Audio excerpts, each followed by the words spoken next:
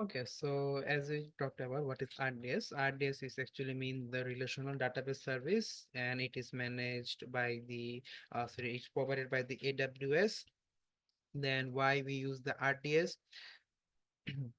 Because RDS, it actually help you to set up the database more easily. It helps you to run, scale the database in the cloud, and it actually also allow the user to focus on application. Like you don't have to focus on a database if you use the RDS, because RDS is automatically all the things like auto scaling, backup, and other stuff, so that you can focus on your other servers like the front end and back end.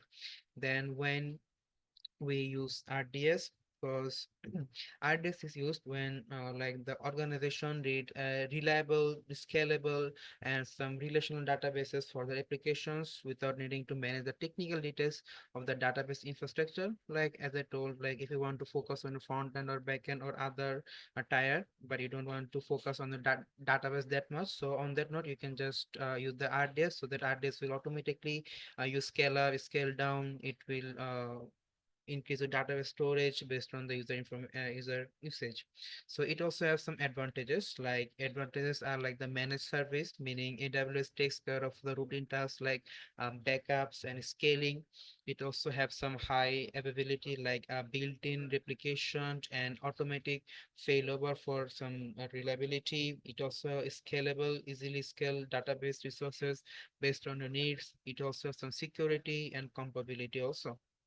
Then it also has some disadvantages like vendor lock-in. It means it is actually tied with the AWS, which can make switching to another provider difficult. Then it also has some limited control, like you don't have full control over the database infrastructure, and it also may be some cost effective if you're using a lot of it. So how to use RDS? To use RDS, you can create through your AWS management console, CLI or API.